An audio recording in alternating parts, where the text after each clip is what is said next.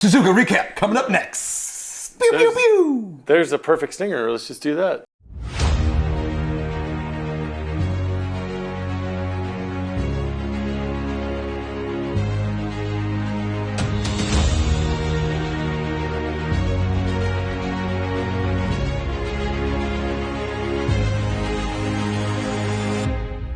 Welcome to the United States of Formula One. Nicky. Cookie. Round 3, Suzuka. Race 3 in?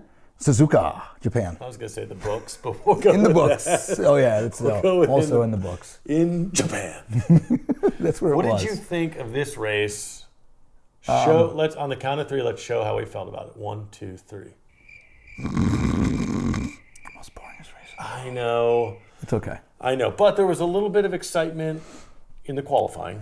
Or in the practice. FP2. And there was one incident in the race, but just in general.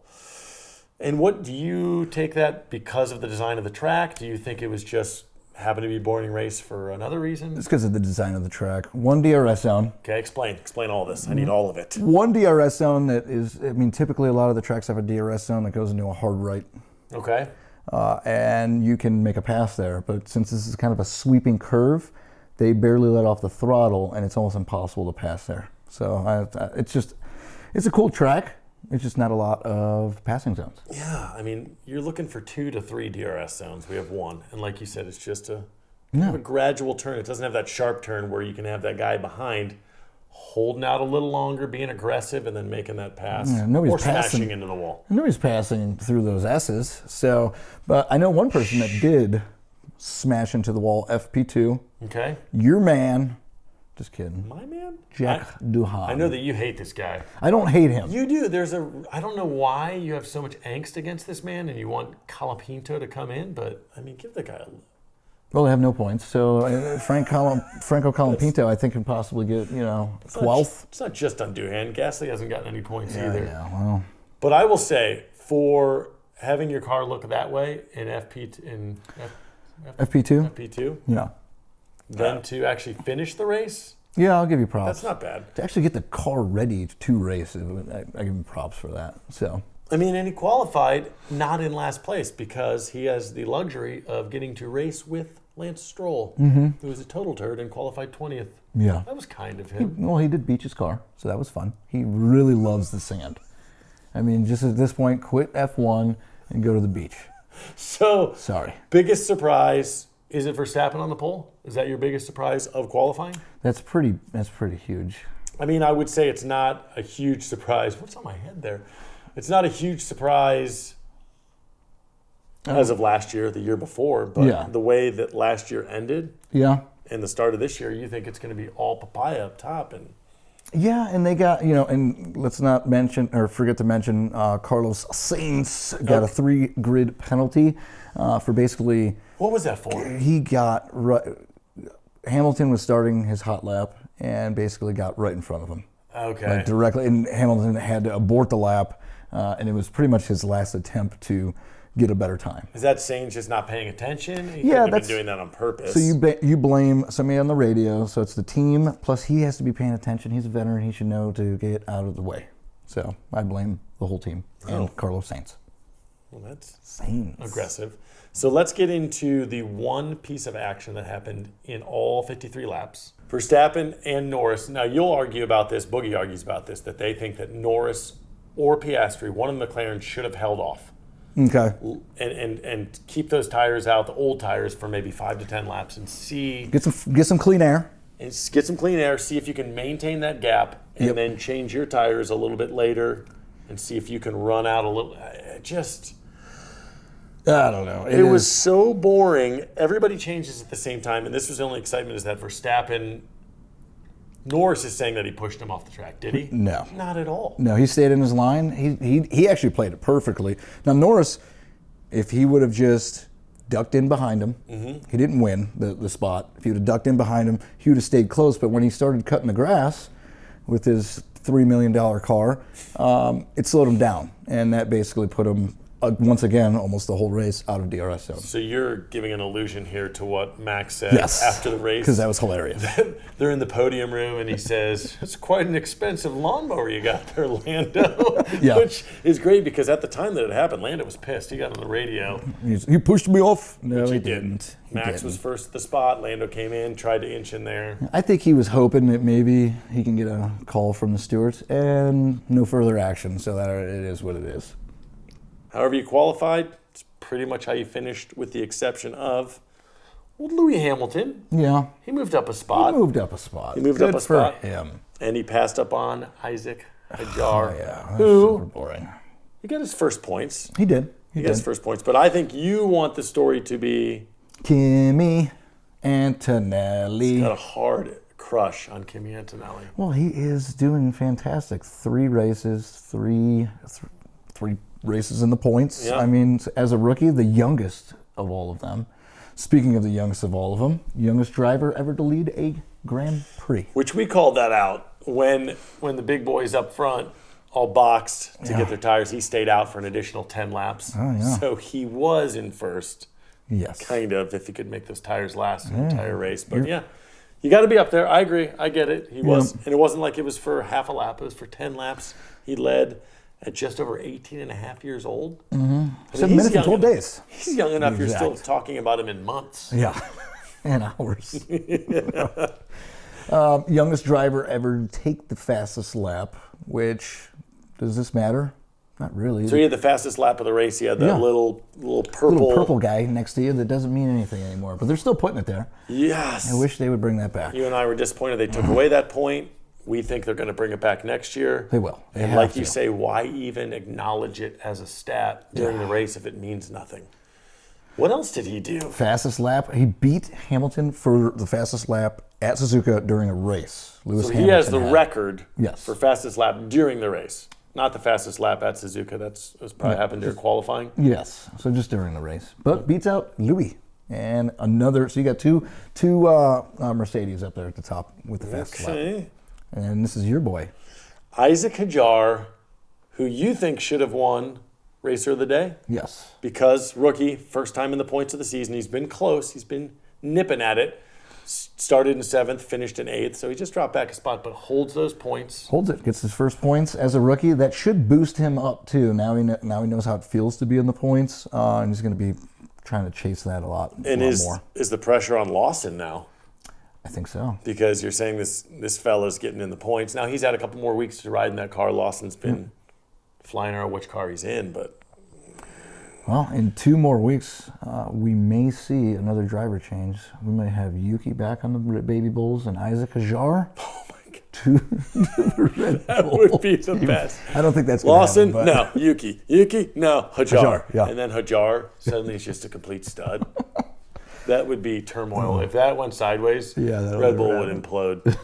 Now, we talked about this off camera. Huge. I think that maybe not the racer of the week, but the racer of the year so far with surprising. Where you're expected to be versus where you're at after 3 races. Alex Albon. 3 races, 3 points finish.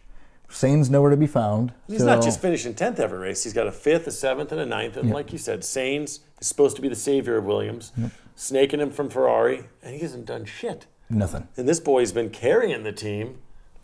I mean, I think... Are you going to keep rooting for this guy? I'm going to keep rooting for him. He is, I think, like you said, the surprise of the year right now. Out of all the drivers, besides Verstappen, we don't want to count him. But yes. He's not a surprise. He's always going to be good. Yeah. So we were talking about Yuki and Lawson. Let's get a little deeper into that. Ooh. How do you think this went for Yuki? I think we can agree that it was disappointing for Lawson. He's been disappointing all season, and then he gets into his comfortable car from last year and finishes 17th. Yeah, well, I will say props to make it to Q2. For Yuki? That's all he did. Yep. And he was in 15th place, and if it wasn't for Carlos, he would have started 15th, but he started 14th. And Lawson was above him. So Lawson won the qualifying. Yes. Yuki won they didn't win the race, but he won against Lawson that battle during the race. Yeah. To me, neither one of them matter. You didn't get into the points. You're in a Red Bull. Lawson should be finishing behind, but he needs to be in the points. I know it's his first race, but he is a skilled driver. He has been driving for 4 years, where Lawson is still considered a rookie. So I'll give you that. I don't believe he should have been driver of the day. I think that was just because they were in Japan at the home race. Isaac Hajar should have been the driver of the day. Kimi Antonelli, you can go through basically a whole bunch of people that deserved it. Way more than him. Yeah. So, like I said last week, all he needed to do to win the hearts of Japan is basically finish that race. I get your reasoning that he is a veteran, Lawson's a rookie. Yep. But between it being in Japan, that heartfelt story, I think the argument for making him racer of the day is he gets into an unfamiliar car. There's a lot of pressure getting into Red Bull, and he moved up the most of anyone. Yeah, two whole spots. He's the only one that moved up 2 spots in the race. So, I mean, if it's a race where nobody's moving and you can move up a couple spots, granted, you make a great argument. If you're not in the top 10, why even show up? Yeah. It's as if you didn't do anything. I get that. And you're not in a Williams, you're not in an Alpine, you're in the Red Bull car, and Max can take that car and win. So you should be able to at least take that car and put it in the points. To me, Yuki gets in 10th place. It's a win, boosts confidence. I would be more supportive. You're okay with it. I'm okay with it. But he really did nothing. He finished the race, but no points. I should have never got driver of the day. But hopefully, I'm still rooting for him. We'll see what happens next week. You had Hajar driver of the day. Yes. I had Antonelli driver of the day. Yeah. Really, it's the day of Piastri. Yes. Happy birthday, and I have no idea how old he is, but happy birthday to him yesterday. So if he finishes 3rd, Yep. he's on the podium. It's his birthday. Do we care? Do we really care about birthdays? No, because you hate birthdays. Grown-ass men, do we really have to worry about a birthday? And I don't think they care either. So, yeah. No, I don't think. So now we're getting into the driver standings where we are after the 3rd race. And I do have to backtrack real quick because you mentioned Sainz getting that penalty in qualifying. Yes. Did you hear about his penalty? Oh, let's talk about that. Pre-race. Yeah. So they're strict on being on time at these races for the national anthem. And I like it. Totally understand. I understand Respect every country that's hosting this, the money they're putting in. Mm-hmm. Regardless of who you are and what your political beliefs are, you have to respect where you go. Yeah, always. This was not Sainz disrespecting Japan. No. It was Sainz' belly disrespecting his soul. Yes. The man had a stomach bug, diarrhea of some sort. Yes. They said he had a stomach issue, and he showed up late to the national anthem. So it's normally a €60,000 fine for missing or being late to the local anthem. They lowered it to 20 for him, which was so nice of the FIA. Because he had a doctor's note. He had a doctor's excuse because the doctor's on site. Did he look in the toilet and document what had happened? Yeah. Gave him a little Pepto-Bismol. Yeah. Gave him a little slip. He should have took a picture and brought it right to the FIA. Maybe he Just did. for proof. Maybe he did. And that saved Sainz €40,000. But I think, come on, €20,000 fine because you have diarrhea. What do you want? I mean, if I'm in F1, I'm crapping my pants on purpose and riding in the race just to prove a point. Then you're going to be overweight. Get DQ'd. Well, in theory, if it's in your belly Well, I guess you're or right. it's in your diaper, I don't it's know. still within you. I don't think it can change the mass quantity based on in or outside. I'm not a mathematician, but... You have to keep the diaper, though, because if it flies out of the car, now you're underweight. Depends. You've dumped one out. Oh. Wow. If I was in F1, I would be fined so much money the first year. Oh. I'd be broke. The only person that has worse gastro issues than Boogie behind the camera is you. Yeah. It's a healthy thing. Yeah, it's all about... Anyway, let's get into driver's standings. Okay, so the driver standings we got on the Sainz kick. Yeah. Norris in first, not a surprise. Yes. Verstappen in second.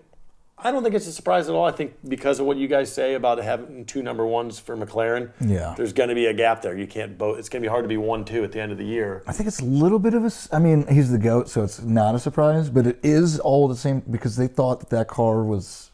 I mean, they thought it wasn't going to be as good. So he's taking basically an ass box and driving it and winning a race. So, I mean, he's putting himself to the podium to compete for these races. He's there every week. I mean, he's amazing. I'll say to me, it's not surprising that he's in second. Mm-hmm. It's surprising that he's only 1 point back after 3. He's basically tied for first.